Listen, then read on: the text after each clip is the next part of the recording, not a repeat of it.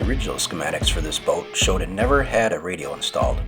It did, however, have a circle area on the dash with a graphic outline that looked to fit a standard round marine radio.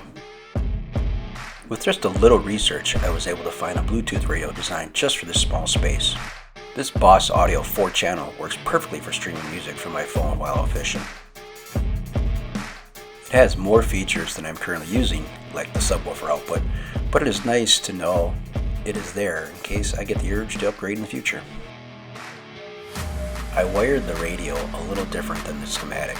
Instead of using the key switch, I added a toggle switch that ran back to the fuse block, and then the fuse block runs to the battery shutoff switch.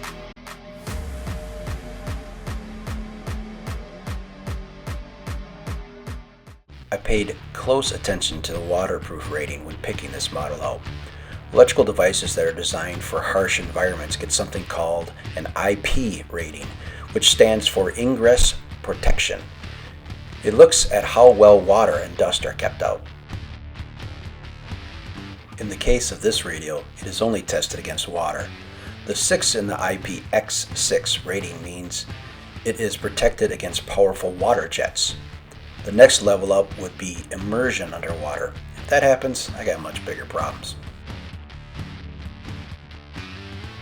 I picked speakers with separate tweeters to give me options. I bought the sound system before I built the bench and had the boat seats. This means I wasn't sure that the seats wouldn't cover more of the speakers and dampen the high frequencies.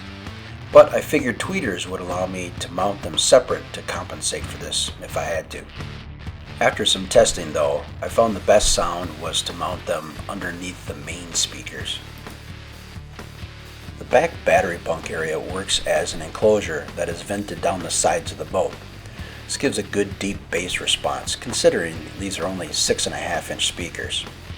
At the moment, I am pretty happy with the bass response I get out of these speakers.